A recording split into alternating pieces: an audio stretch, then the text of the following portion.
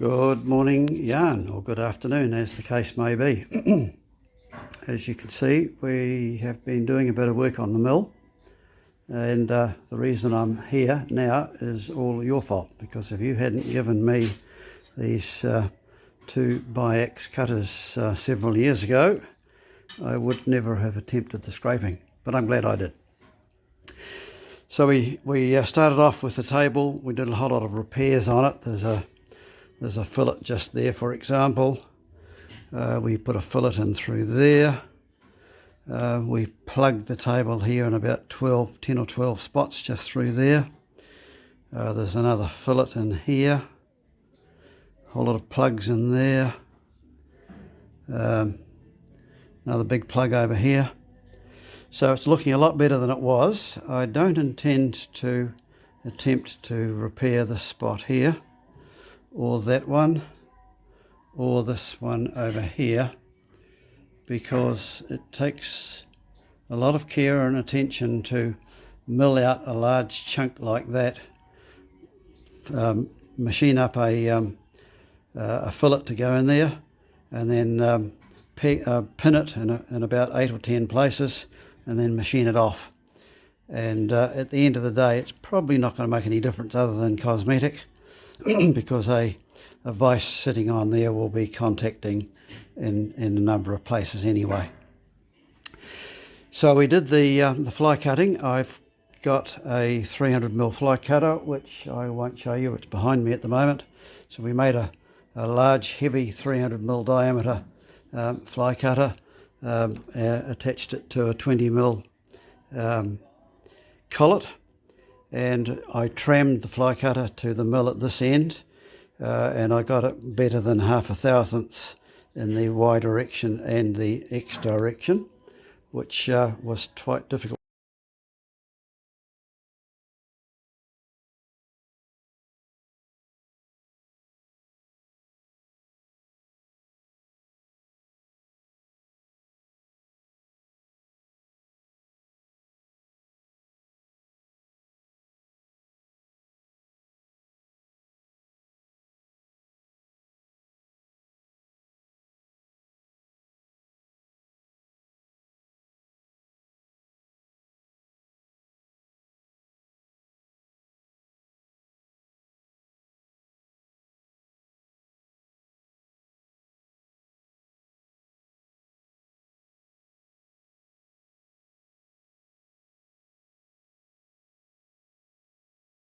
To achieve, I might add. In order to get the 300mm fly cutter past the end of the table, I had to offset the mill 14 degrees to the right. So at the moment it's offset to the left, but I had it offset in this direction. And then I was able to fly cut 2/3 of the table until I got to about here. Then I had to rotate the head of the mill 20 degrees in the other direction, so it's now 14 degrees off square to this side of the mill. And of course, as soon as I did that, I lost the tram by about 1/2 thousandths in both the X and the Y, and it took at least 2 hours to get that tram back again. And of course, I had a reference surface then that I could use to get the tram right. So we got the tram within 1/2 thousandths or better in both X and Y, and then I was able to machine this end of the table, and I ended up taking about 10 thousandths off it altogether, and it worked quite well. I do have a low spot here, but I'm not sure. That may have always been low, I don't know.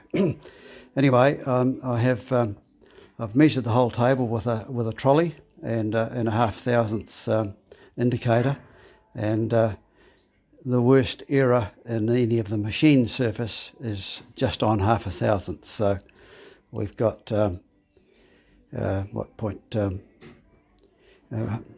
that, a metric? 0.05 or thereabouts to take down. So I've done about 10 passes on it so far. Unfortunately, I don't have a camelback or a straight edge long enough to do the entire surface in one hit. So I'm using a granite block that I've got I'm using the granite block to apply the blue. The granite block is only 12 inches long, so it's about that length, I suppose. So it's showing me local areas but not areas from end to end. And we've done about 10 passes so far, and I think I'm now at the point where I need to get a much bigger straight edge. I've got a friend who has a granite straight edge that's about 3/4 of the length of the table, which I can borrow, and it will be much better than what I'm doing now. But I'm relatively pleased with the results so far. As I say, we've got a low spot there. That edge there is not contacting yet. We've got reasonable contact over here. We've got contact all the way down that surface. We are not too bad in the centre there, apart from here. And we've got a low spot there and over here. But the the blued areas are starting to appear quite quickly, which is good, but I won't do any more scraping now until I get the big long straight edge. So that's where we're up to. Comments are welcome, and once again, thank you very much for your bi-axe cutters. They are making my life a lot easier than the homemade files that I used to use.